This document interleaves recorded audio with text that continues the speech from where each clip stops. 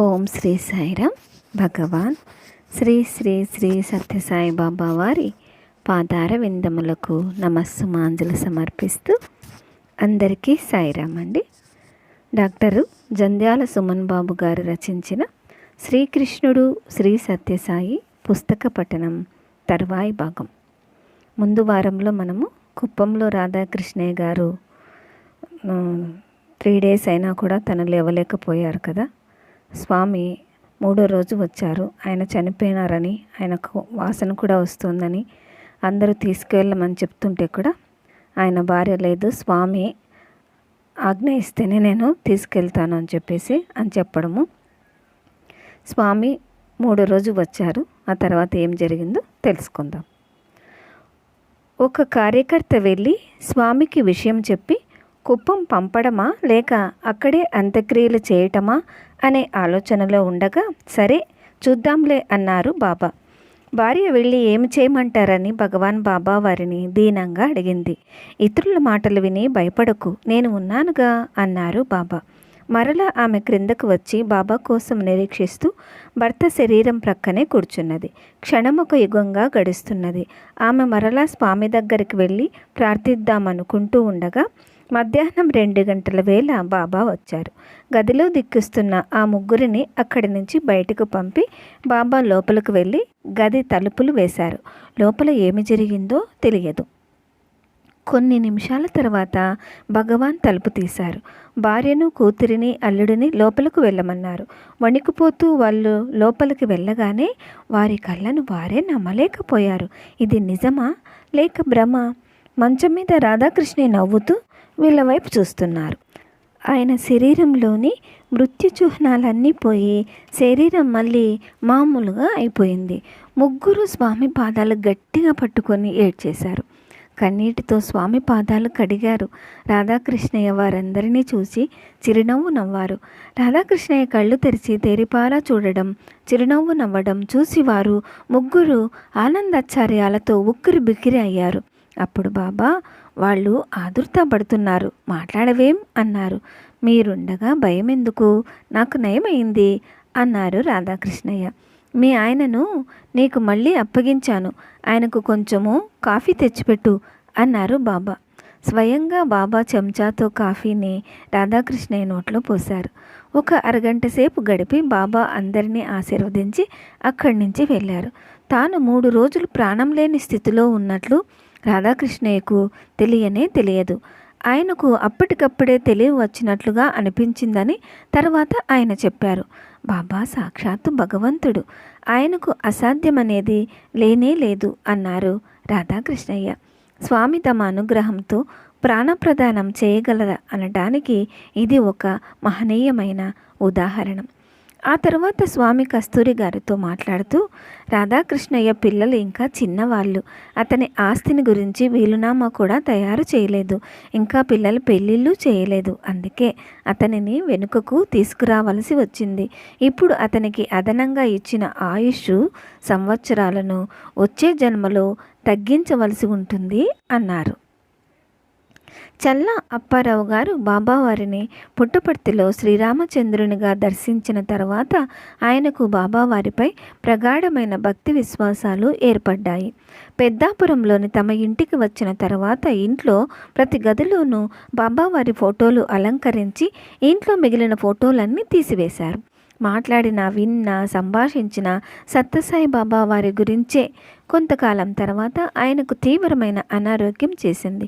ఆయన బాబావారి విభూది తప్ప మరొక మందు వాడనే లేదు. క్రమక్రమంగా ఆయన ఆరోగ్యం క్షీణించింది.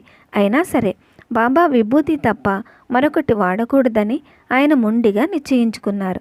ఇంకా అనారోగ్యం చివరి స్థాయికి చేరుకున్నది. అదే సమయంలో భగవాన్ బాబా వారు వడ్లమూరులో మందిరం ప్రారంభోత్సవానికి విచ్చేశారు. ఆ సమయంలో బాబా వారితో కొందరు భక్తులు చల్లా అప్పారావు గారి గురించి చెప్పారు. బాబా పెద్దాపురం వెళదాం పదండి అన్నారు. దారిలో బాబాతో, స్వామి ఆయన విభూది తప్ప ఏ మందులు వాడటం లేదు అని చెప్పారు. అప్పుడు బాబా, మందులు వాడిన వాళ్ళంతా బ్రతుకుతున్నారా అన్నారు. బాబా పెద్దాపురంలో వారింటికి వచ్చేటప్పటికి అప్పారావు గారిని నేలపై పడుకొనబెట్టారు. శోక వాతావరణం అలుముకొని ఉన్నది.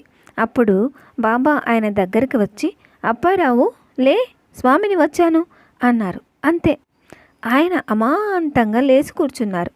ఆ దృశ్యం చూసిన వారి బంధువులు, గ్రామస్తులు, బాబా భక్తులు దిగ్భ్రాంతి చెందారు. గబగబా స్వామి కోసమని, భక్తుల కోసమని వంటలు వార్పులు మొదలయ్యాయి. వాతావరణం అంతా పెళ్లి సందడి వల్లే మారిపోయింది.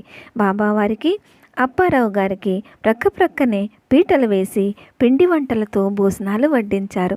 తర్వాత ఆయన 30 సంవత్సరాలు పైగా ఆరోగ్యంగా జీవించారు. బాబా అంటే శ్రీకృష్ణ పరమాత్ముడే, సందేహం ఏమున్నది? ఇటలీ ప్రధాని తమ్ముని భార్య శ్రీమతి సిల్వి శారదా క్రాక్సీ ఇలా తెలియజేస్తున్నారు.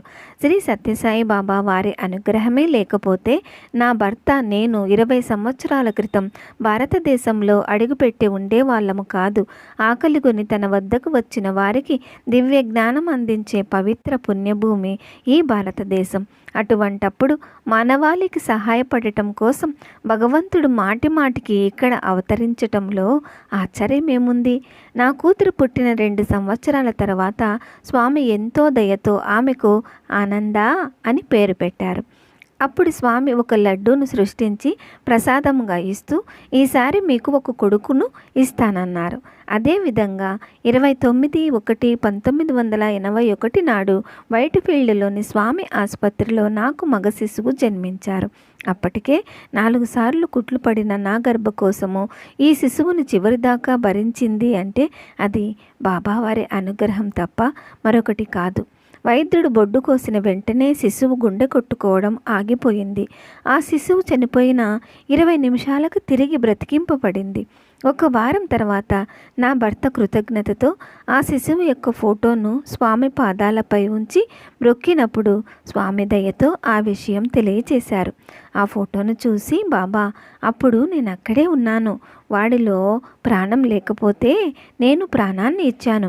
ఇది నీకు, నీ భార్యకు నేను ఇచ్చిన ప్రత్యేకమైన కానుక అని అన్నారు. కాన్పు అయ్యే సమయంలో నాకు సహాయపడిన డాక్టర్ కూడా అప్పుడు నా భర్త ప్రక్కన వరండాలో కూర్చొని ఉన్నారు. స్వామి ఆ డాక్టర్తో ప్రసవ సమయంలో ఏమైనదో నా భర్తకు చెప్పవలసినదిగా ఆదేశించారు. వాస్తవానికి అప్పుడు ఆసుపత్రిలో ఏమి జరిగిందో నాకు కానీ నా భర్తకు కానీ తెలియదు. జన్మించిన శిశువు యొక్క గోళ్ళు మాత్రము గంటల వరకు నల్లగా ఉండటం మేము గమనించి ఆశ్చర్యపడ్డాము తప్ప మాకేమీ తెలియదు. డాక్టరు ప్రసవము అప్పుడు జరిగిన దానిని చెప్తూ ఉండగా స్వామి జోక్యం చేసుకొని, ప్రాణం లేకుండా ఉన్నది 20 నిమిషములు కాదు, 25 నిమిషములు, నేనప్పుడు అక్కడే ఉన్నాను అన్నారు. స్వామి అనుగ్రహం వల్ల ఇప్పుడు ఆ కుమారుడు సంపూర్ణమైన ఆరోగ్యవంతుడై స్వామి కాలేజీలో చదువుకుంటున్నాడు. వాడిని తలచినప్పుడల్లా ఆ పిల్లవానికి నేను తల్లిని అని గర్వపడుతుంటాను. నా 4 పిల్లలు స్వామి సన్నిధిలో చక్కగా భగవంతుని దివ్య వైభవం గురించి తెలుసుకున్నారంటే దానికి కారణం బాబా కరుణ తప్ప మరొకటి కాదు. ముల్లోకాలలో ఎవరికైనా సుఖశాంతులు లభిస్తున్నాయంటే దానికి కారణం బాబా అనుగ్రహమే అన్నారు. సత్యసాయి భగవానుడు 30 సంవత్సరాల క్రితం ఆంధ్ర రాష్ట్ర పర్యటన చేస్తూ రాజమహేంద్రవరం వచ్చారు. అప్పుడు స్వామిని కోనసీమకు ఆహ్వానించటానికి ఆ ప్రాంతంలోని కన్వీనర్లు, కార్యకర్తలు స్వామి దగ్గరకు బయలుదేరారు. తమ గ్రామాలలో స్వామికి ఆతిథ్యం ఇవ్వడం కోసం కోనసీమ అంతా హడావుడిగా ఉంది. ఆ సమయంలో రాజోలు కన్వీనర్ మంగిన బాలాజీ గారు స్వామి రాకకై ఏర్పాట్లు చూసుకుంటూ స్వామిని ఆహ్వానించటానికి రాజమహేంద్రవరం వెళ్ళారు. అదే రోజు వారి స్వగ్రామమైన లక్కవరంలో వారి పెంపుడు కుక్క చనిపోయింది. ఇంటివారు పశువుల డాక్టర్కి కబురు చేశారు. డాక్టర్ వచ్చి కుక్క చనిపోయింది అని చెప్పి దానిని దొడ్లో దూరంగా ఒక బుట్టలో పెట్టి గడ్డి కప్పి పైన మరొక బుట్ట మూత పెట్టి పనివాడు రాగానే దూరంగా పారవేయించమని చెప్పి వెళ్ళారు. ఆ వేళ పనివాడు రానే లేదు. ఆడవారు కూడా స్వామి రాకను గుర్చిన హడావిడిలో ఆ విషయం మర్చిపోయారు. మరునాడు భగవాన్ బాబా కోనసీమ పర్యటన ఆరంభమైంది. స్వామి తమ పర్యటన మార్గంలో ఉన్న ఆ లక్కవరం చేరుకున్నప్పుడు బాలాజీ గారింటికి వచ్చి నేరుగా దొడ్లోకి పోయి చనిపోయిన కుక్క పైన కప్పిన బుట్ట తీసి విభూది సృష్టించి, చల్లి, లే బంగారు అన్నారు. ఆ కుక్క బుట్టలో నుంచి లేచి బయటకు వచ్చింది. తర్వాత అది 5 సంవత్సరాల పాటు హాయిగా జీవించింది. కృష్ణార్జునులొకనాడు అంతఃపురములో మాట్లాడుకుంటున్న సమయములో ఒక బ్రాహ్మణుడు పుట్టిన వెంటనే మరణించిన తన కుమారుణ్ణి తీసుకువచ్చి రాజద్వారములో ఉంచి అమితంగా దుఃఖింపసాగాడు. అది చూసిన అర్జునుడు ఆ విప్రుని సమీపించి అతని 8 కుమారులు అదేవిధంగా మరణించిన విషయం తెలుసుకున్నాడు. అప్పుడు అర్జునుడు, ఈ మాట నీకు పుట్టే బాలుని నేను రక్షించి తీర్తాను. అలా చేయలేని పక్షంలో నేను అగ్నిప్రవేశం చేస్తానని వాగ్దానం చేశాడు. ఆ విప్రుల ఆశ్చర్యంతో నీవెవరు అని అడిగాడు. ఆ మాటకు రోషం వచ్చి శత్రుసేన వాహినిని గాంధీవం దాటితో తుత్తనీయులు చేసిన పార్థుని అని సమాధానం చెప్పాడు. కాలక్రమంలో ఆ బ్రాహ్మణుని భార్య గర్భవతి అయింది. ఆమె ప్రసవించే సమయం సమీపించింది. అప్పుడు ఆ బ్రాహ్మణుడు అర్జునుడికి ఆ విషయం నివేదించుకున్నాడు.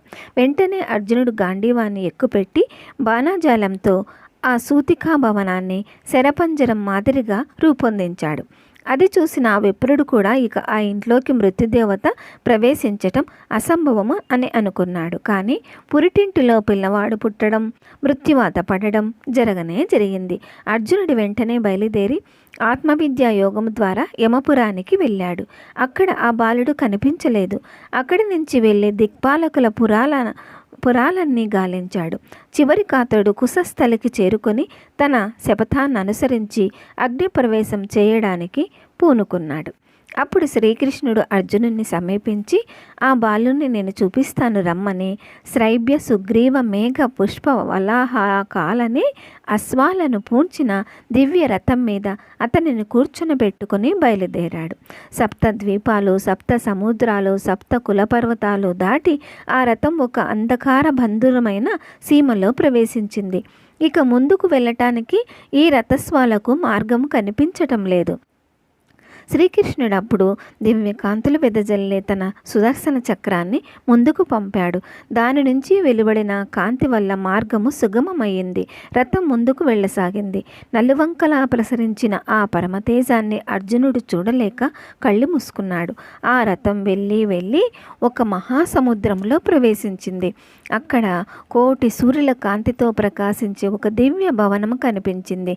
ఆ దివ్యధామము రత్నమాలికలతో అలంకృతమై అనంత తేజో విరాజితమై పునరావృత్తి రహితమైనదే.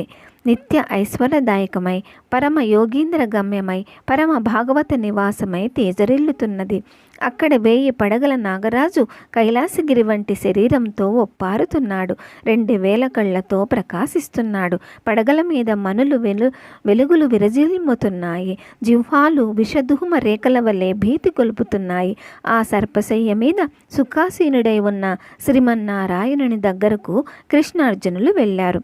నీలమేఘ ఛాయతో పూర్ణచంద్ర వదనంతో పద్మపత్రాల వంటి నేత్రాలతో మృదు మధుర మందహాసంతో కిరీట కుండలాద్యలంకారాలతో శంఖచక్ర గదాది సాధనలతో కౌస్తుభ మమనితో వనమాలతో తేజరెల్లుతున్న శ్రీమన్నారాయణుణ్ణి సనక సనందాది మహర్షులు నారదాది యోగీంద్రులు కొలుస్తున్నారు. కృష్ణార్జునులు ఆయనకు అంజలి ఘటించారు. ఆయనను స్తుతించి ప్రసన్నుణ్ణి చేసుకున్నారు. శ్రీమన్నారాయణుడు వారిని ఆదరపూర్వకంగా చూసి మందహాసం చేసి, లోకంలో రాక్షసులను సంహరించి ధర్మ సంస్థాపన చేయటం కోసమే మీరిద్దరూ నా అంశతో నరనారాయణులుగా భూమిలో అవతరించారు. ఈ మునీంద్రులు మిమ్మల్ని చూడాలని అన్నారు. అందువల్ల మీ రాకకు ఇదొక కారణమైంది అని పలికి ఆ బాలురనందరినీ వారికి అప్పగించాడు. కృష్ణార్జునులు ఆ మహానుభావుని దగ్గర సెలవు తీసుకుని విప్రసూతులతో సహా బయలుదేరి కుశస్థలికి చేరుకున్నారు. ఆ పిల్లలను వారి తల్లిదండ్రులకు అప్పచెప్పి అనేక కృతజ్ఞతాభివందనాలను అందుకున్నారు. కృష్ణ పరమాత్ముడు అర్జునునకు చూపిన ఈ సన్నివేశాలకు సత్యసాయి భగవానుడు వాల్టర్ కోవస్కు చూపిన సన్నివేశాలకు ఎంతో సౌమ్యమున్నది. ఆ వృత్తాంతం ఇది. వాల్టర్ కోవన్, శ్రీమతి ఎల్సీ కోవన్ అమెరికా దేశానికి చెందిన వృద్ధ దంపతులు. వారు శ్రీ సత్యసాయి భగవంతుని అపార కృప పొందిన ధన్యులు. 1971 సంవత్సరం డిసెంబరులో కాలిఫోర్నియాలో ఉన్న ఆ దంపతులకు భగవాన్ బాబా దగ్గర నుంచి వెంటనే మద్రాసుకు రమ్మని ఒక టెలిగ్రామ్ వచ్చింది. భగవాన్ బాబా మీద ప్రగాఢమైన భక్తి విశ్వాసాలున్న కారణంగా వాల్టరు ఆరోగ్యం బాగా లేకపోయినా వారిద్దరూ బయలుదేరి 23 డిసెంబరు 1971 నాటికి మద్రాసుకు వచ్చారు. వారికి కన్నెమెరా హోటల్లో వసతి ఏర్పాటైంది. అప్పుడు మద్రాసులో అఖిల భారత సత్యసాయి సేవా సంస్థల సమ్మేళనం జరుగుతున్నది. 23వ తేదీ సాయంకాలం వార్షిక సమావేశం ముగింపు కార్యక్రమంలో వారు బాబా దర్శనం చేసుకున్నారు. అప్పుడు వేదిక మీద సాంస్కృతిక కార్యక్రమం జరుగుతున్నది. బాబా దానిని పర్యవేక్షిస్తూ చాలా హడావుడిగా ఉన్నారు. అయినప్పటికీ వారికి బాబా స్వాగతం చెప్పి శ్రీమతి హెల్సీ కోవస్కు పాదనమస్కారం ఇచ్చి అనారోగ్యంగా ఉన్న వాల్టర్ ఛాతీపై వీపుపై స్వామి తన చేతితో రుద్దారు. 25వ తేదీ క్రిస్మస్ రోజు తెల్లవారుజామున కోవన్ 2 పర్యాయాలు హోటల్ గదిలో నడవబోయి నేలపై పడిపోయారు. పక్క గదిలో రతన్లాల్ ఆయన భార్య ఉంటున్నారు. ఎల్సీ కోవన్ వెంటనే వెళ్ళి శ్రీమతి రతన్లాల్ పిలిచి ఆమె సహాయంతో క్రింద పడిన వాల్టర్ కోవన్ను పక్క మీద పడుకోబెట్టింది. సరిగ్గా అదే సమయంలో ఆయన ప్రాణము పోయినట్లు ఆమె స్పష్టంగా గుర్తించింది. తర్వాత అక్కడికి వచ్చిన హోటల్ డాక్టర్ ఆయనను పరీక్ష చేసి ఆయన చనిపోయారని ప్రకటించారు. తర్వాత వాల్టర్ను ఒక అంబులెన్స్లో ఎక్కించి మద్రాసులోని ప్రఖ్యాతి చెందిన ఒక హాస్పిటల్కు తీసుకుని వెళ్ళారు. అక్కడ డ్యూటీలో ఉన్న డాక్టర్ ఆయనను మళ్ళీ పరీక్షించి వాల్టర్ చనిపోయారని ప్రకటించారు. ఈ డాక్టరు మద్రాస్ జడ్జి శ్రీ దామోదరరావుకు స్నేహితుడు. ఓం శ్రీ సాయిరామ్. తర్వాయి భాగం వచ్చే వారం విందామండి. జై బోలో భగవాన్ శ్రీ సత్యసాయి బాబాజీకి జై. సమస్తలోకాః సుఖినో భవంతు. ఓం శాంతి శాంతి శాంతి. అందరికీ సాయిరామ్.